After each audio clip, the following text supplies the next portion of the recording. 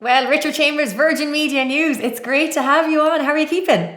Not too bad, Megan. Thank you so much for having me. How did you find time to write a book? Because I feel like you're always working and cover the news on Twitter. Like you seem to be so busy. So how did you find time to put this book together? This is funny because I'm at the desk where I did all of the stuff here. Like, so I'd be up here. You'd kind of have to make time because the work days in this are just so long anyway. As a general, a news correspondent.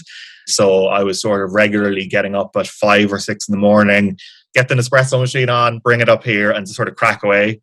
For try and get an hour or two done every morning. Might come back to it at night as well, just to try and keep a momentum there. It was very difficult at times, like throughout this, all of the main players, everybody who the public relates COVID-19 to was interviewed as part of this book. So you're working across a lot of busy people's schedules as well. It was difficult to carve out the time. I took out a lot of my annual leave for the last year. I'd just gone into the book. So if I look tired, it's probably why. Yeah. We're all like, Richard Chambers needs a holiday. Give him a holiday. Well, of course, the book is State of Emergency. And I just want to have to ask you, how is it getting access to the likes of Tony and the Taoiseach as an author?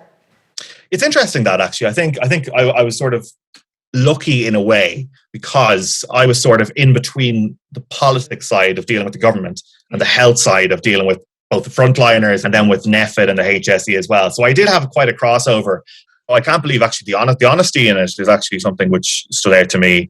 People were very, very frank about their experiences, the level of infighting, the difficult times, the personal strain that sort of came out through all of this. That was really, really fascinating, I have to say.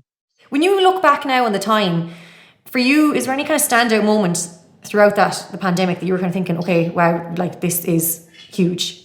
I remember one of the first days I remember that I thought that this was going to be a very serious thing was when Simon Harris, who was the health minister at the time, had gone on the news and cancelled the Ireland-Italy rugby match. Yeah. And there was this whole backlash and people were like, what are you doing? This is no worse than the flu. And then the IRFU came into the Department of Health the next day for a showdown meeting about it.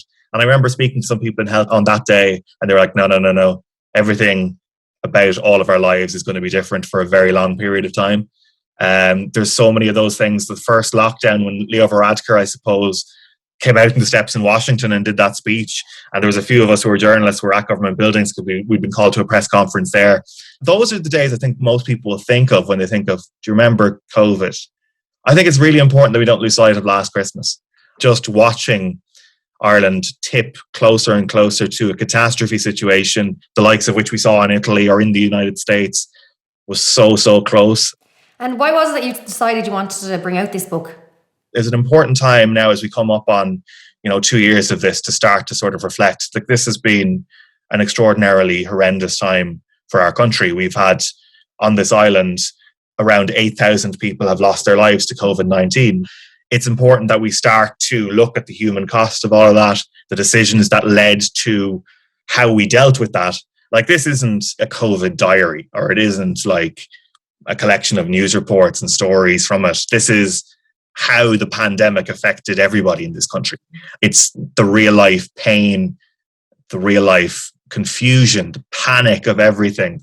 It's about making this experience that we've all been through as understandable, as relatable, and as true to life really as possible, so that everybody can sort of start to sort of unpack all of it.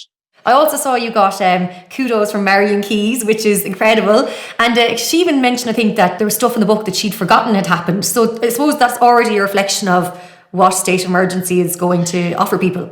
Yeah, I think it is. And it is extraordinary when you're writing the book and you're asking people this stuff in interviews, they're like, geez, I can't remember that happening. Like, you're talking to very high up people about the biggest nights of their lives when they had to have decisions that affected everybody's lives in this country. And they were like, I can't remember what I was saying when I was in that room. And it's like, my God. But that's what happens. Memory is such a funny thing as well, that you're in this, extraordinary like cauldron of emotions and things happening. Like, we all remember bits and pieces from the start of it, the banana bread and the Zoom quizzes, and they all faded out so quickly that we were just got used to this horrendous monotony that was lockdown. This has been a shared experience for all of us. This is about the postmen who we completely relied on for much of last night. Like, I actually interviewed an amazing postman called Finbar O'Sullivan in Douglas in Cork.